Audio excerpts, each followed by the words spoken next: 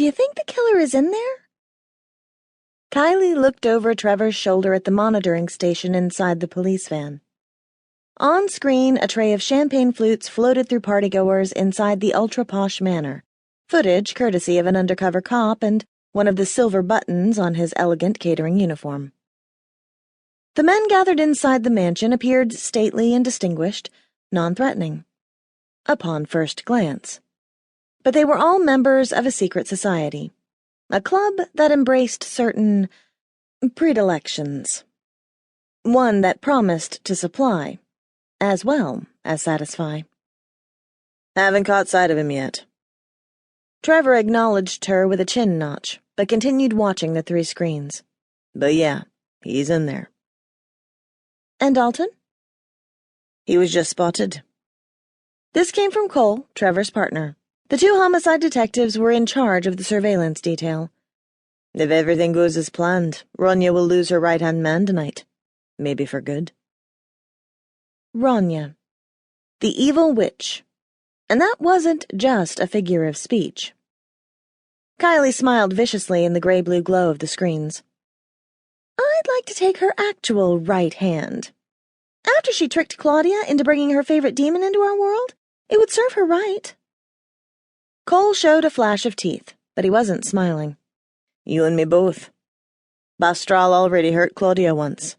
I don't intend to let it happen again. Kylie fidgeted with her top.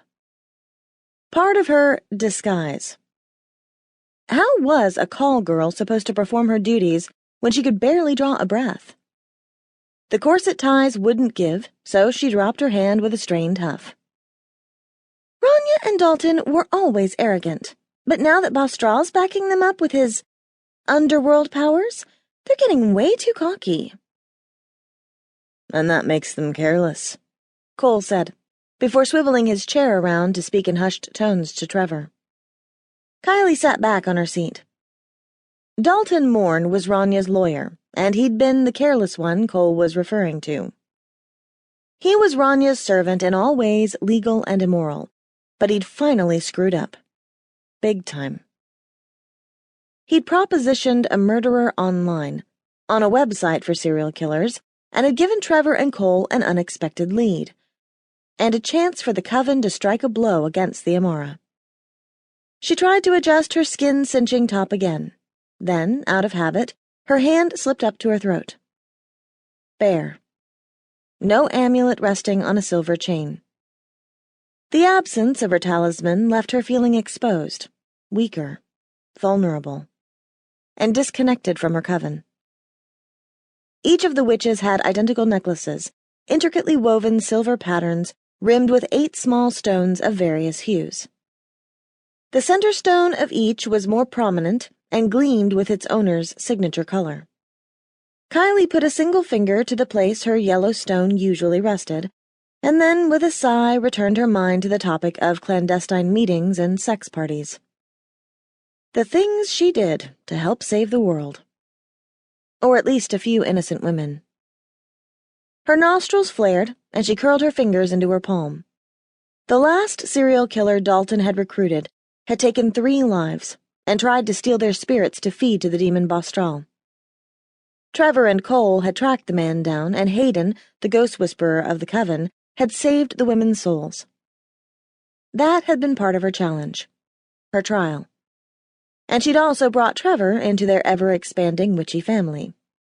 Just as Claudia had initiated Cole, falling in love even as Bastral had burst from a portal to attack the coven within the walls of their own home.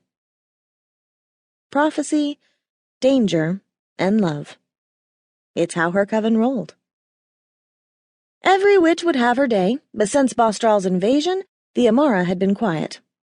Disturbingly so. 7 weeks had passed, and the next witch had yet to be called to trial. With Claudia's challenge complete, 6 of the 9 women had fulfilled their prophetic roles. Only 3 were left. And Kylie was one of them. She sat up straighter in an attempt to draw more air. How much longer until they could go in and get this over with? Nervous energy pinged through her system. Every day was full of tension, and every night a restless marathon of tossing and turning.